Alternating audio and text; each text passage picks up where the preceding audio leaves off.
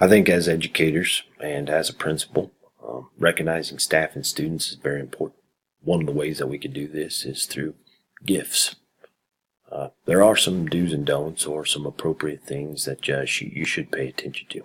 First of all, when giving gifts to students, in any type of fundraiser, it is okay to give incentive gifts. A t-shirt to the top seller, or a hoodie to if you reach a certain level of sales. And so those fundraisers are important. The funds used or raised in that fundraiser should be allocated for those gifts. You shouldn't be using some other fund to give the gifts. Again, you should always use money raised for a specific reason on those people. So you don't want to make these outlandish gifts or favor one group over another, but it is appropriate to set these incentives up for students to raise these funds. Special events might include athletic banquets or end-of-the-year academic awards. Again, always make sure that you're using the appropriate funds. Hey, if it is for an athletic banquet, you can use athletic funds. Hey, if you've collected donations for this reason, those are appropriate things that you can do. In the state of Kansas, you do have a dollar amount. That gift cannot exceed $50, and it is important to make sure that they are age appropriate. Staff members, you might want to give staff members a card or a gift because of a wedding or a baby shower. Usually these are set up through remembrance funds, and staff members might pay dues each year. They might donate to the fund. You might even have a fundraiser in which you want to give incentives to those staff members for a certain amount raised. For whatever the reason, you do need to have some procedures in place. You should always have this ran by a committee. It's not a good idea to have it ran by one individual staff member.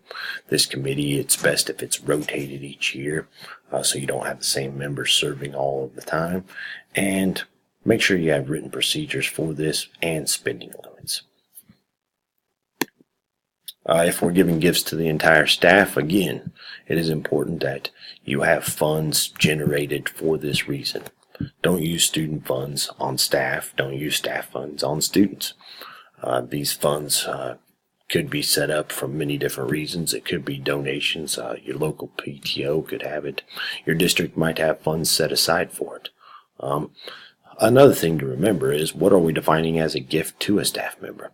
Usually it's anything that they might take with them if they decide to transfer to another school or leave in any way. If it's something that's staying in the classroom, then it's probably not considered a gift. Cash prizes or gift certificates that can be redeemed as cash should always be avoided, as those would go on a W-2 form. The last thing that you might be approached about on a school is anything that has to do with special efforts. It may be that you're raising funds for a local student or staff member, and running that through the school and giving that through the school again would go as payment from the school and have to go on a W-2 form. So to avoid this, hey, get a parent group involved or an outside organization. Make sure that money's ran through them and not through this local school bookkeeper or the local office. This would help avoid any type of W-2 situation from the school. Again, when we're giving student gifts, staff gifts, you don't want to be cutting into the profits of your fundraiser.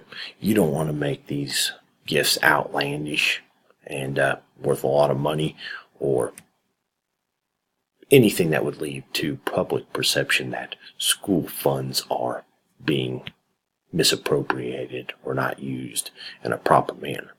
Outside of that, I think it is very important to recognize your staff and your students for any special things that you could come up with, and the giving of gifts or incentives to help those fundraisers is appropriate and recommended. So I hope this was informational for you and give you some good ideas and guidelines as a principal on how to give gifts and what's appropriate to do and not to do.